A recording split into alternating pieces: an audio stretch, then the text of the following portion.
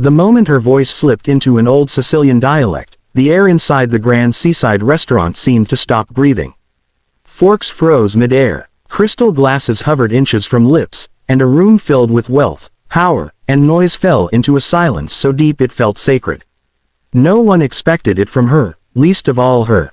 Before the story goes any further, if you believe in kindness, in second chances, and in the quiet power of unexpected humanity, take a moment to like this video, share it with someone who needs hope.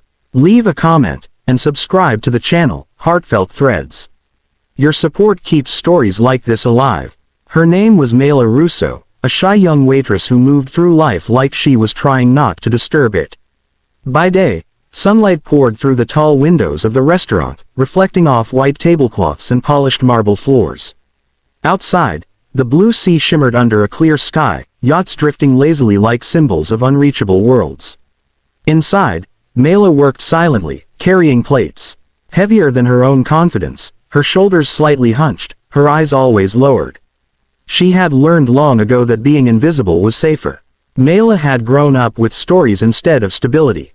Her grandmother, a woman with weathered hands and a voice like warm bread, had raised her in a small apartment above a bakery. That woman had spoken an old Sicilian dialect that wasn't taught in schools anymore, a language of memory, loss, and survival. As a child, Mela absorbed it without knowing why, storing it somewhere deep. Alongside the ache of growing up poor in a world that rarely looked down long enough to notice her. The restaurant that employed her was a place where powerful people gathered in daylight to celebrate success. On that particular afternoon, the staff had been warned for days.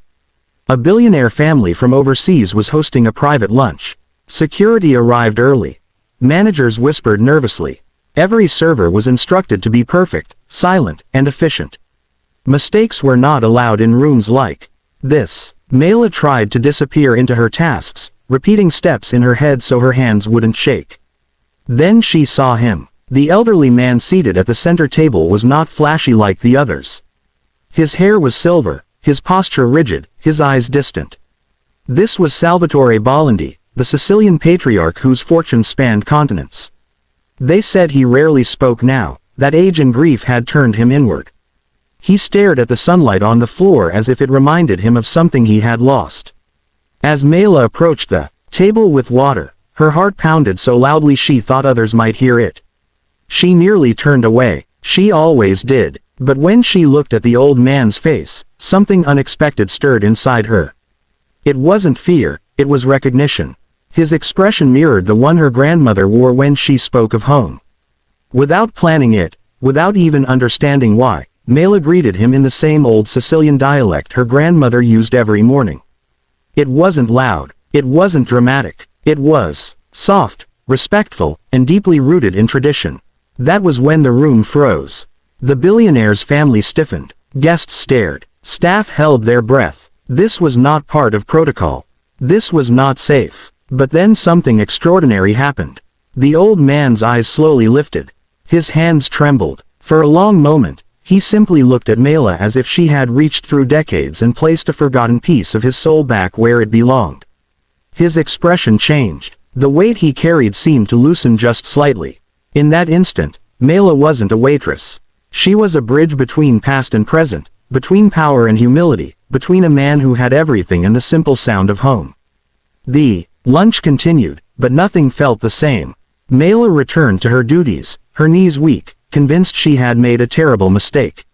She expected reprimands, maybe even dismissal. Instead, when the event ended, she was quietly called aside. The staff watched from a distance as the old man gestured for her to come closer.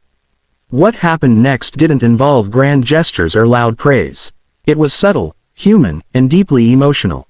The billionaire patriarch asked about her family, her grandmother, her life. He listened, truly listened. In that sunlit room, status dissolved. Two people connected through a shared language that carried love, hardship, and memory. In the days that followed, Mela's life began to change.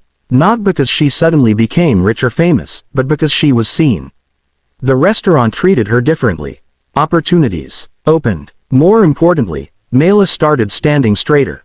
She spoke more. She stopped believing that her voice was something to hide. If this story is touching something inside you, if it reminds you of moments where kindness or heritage or a single brave act changed everything, please take a second to engage with this video. Your likes, comments, and shares mean more than you realize. Before this story ends, I have one small request. Please comment the word respect if you believe that honoring someone's roots can change lives. That afternoon, under a bright daytime sky, Mela learned that even the quietest voices can echo the loudest when they speak from the heart. And sometimes all it takes to freeze a room is not power but sincerity.